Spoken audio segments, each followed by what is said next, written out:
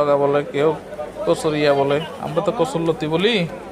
এই যে দেখতেছেন, এই দেশে এগুলো পাওয়া যায়, সব কিছু পাওয়া যায়, বাস কিছু সময় বেশি থাকে, কিছু সময় একটু কম থাকে। এইভাবেই কচুরলতি জিজ্ঞেস করলাম, বললো একটা 60 টাকা, মানে এখানে 400 পয়সা বলে আর কি।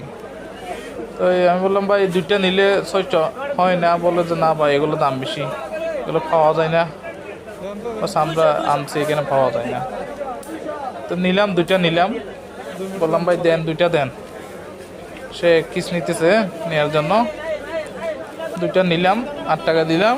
এর পাশাপাশি একটা শাক নিব, লাল শাক। আমি মূলত নিতে আসছি শাক, তো কচুরলতি যখন দেখছি একটু ভালো লাগছে, এটা অনেকদিন হয় খাই না, নিছি এটা। তারপরে নিলাম একটা লাল লাল শাক। হ্যাঁ, লাল শাকটাও তাজা ছিল, খুব সুন্দর ছিল। নিলাম দুটোটা, সে আমাকে কিস দিয়ে দিল, কিসে ভরে দিল।